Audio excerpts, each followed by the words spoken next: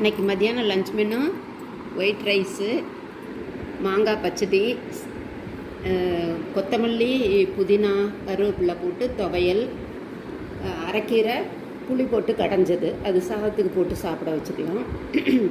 அது carrot, cauliflower, பட்டாணி, அது மசால் வறுவல், எப்பொழுதும் போல் தயிர்.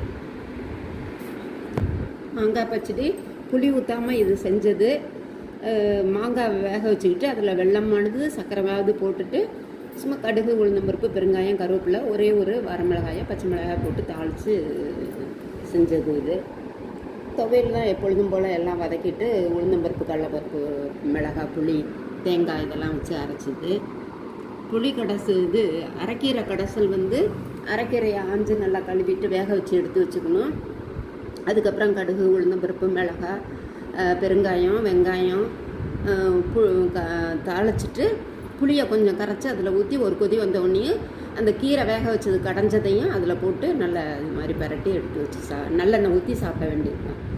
இது மசால் வறுவல், எப்பொழுதும் போல் தேங்காய், சோம்பு, பட்டை, கிராம்பு, ஏலக்காய் இதெல்லாம் அரைச்சிட்டு அந்த காய் வதக்கி கொஞ்சம் ஜீரகம் போட்டு தாளிச்சிட்டு அந்த மசாலையும் போட்டு கொஞ்சம் ஒரு நிமிஷம் வதக்கிட்டு இந்த காயெல்லாம் போட்டு வேக வச்சு எடுத்துட வேண்டியதுதான். மிளகாய், பச்சை மிளகாயும் போட்டுக்கலாம், வரமிளகாய் பொடியும் போட்டுக்கலாம். நம்ம என்ன காய் போட்டிருக்கீங்க?